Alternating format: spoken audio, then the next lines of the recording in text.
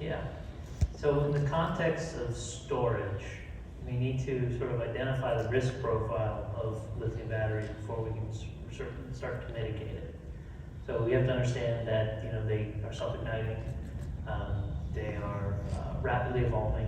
From the ignition to flashover, and then when we talk about flashover of large capacity, high energy batteries, we talk about a matter of seconds before it's able to flash over and consume the room.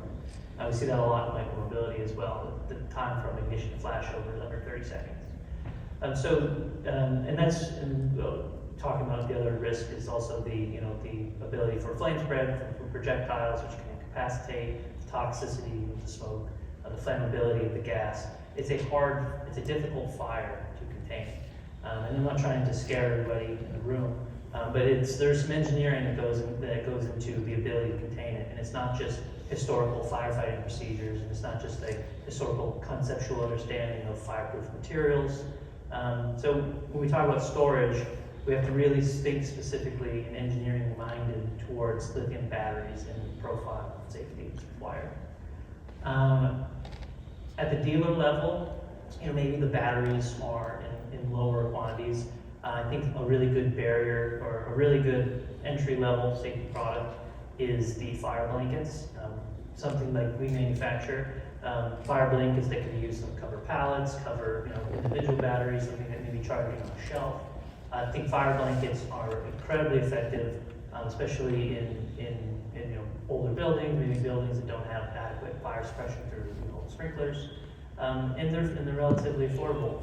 I will admonish though that fire blankets aren't all equivalent. Similarly, it's a certain amount of temperature. It's an energy issue. And I like to use an analogy that you can sort of generate 1,500 degrees with a handheld lighter, and you can generate around the same temperature with a blowtorch. The difference is the energy release rate and the aggregate amount of energy, literal energy units that get released. And so that type of requires a special type of blanket material.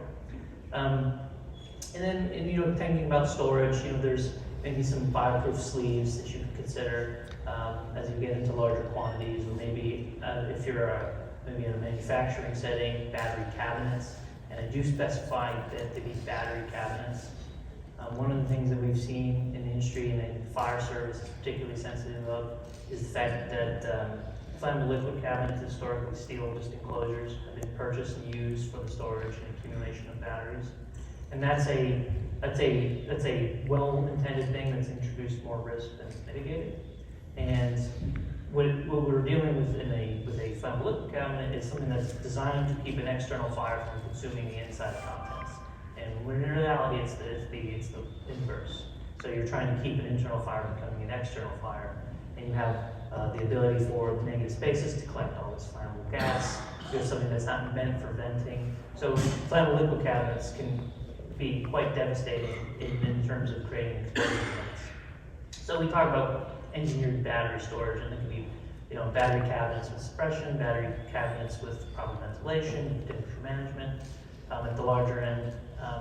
But really, there's products available in the marketplace for all sort of sizes, scales of operation. You just have to be very particular and do some due diligence on is it for a lithium battery specifically? And I would advise look for test data on lithium batteries, because it's very easy to say, hey, this is fireproof, and just roll with that. But it's very different to actually be involved.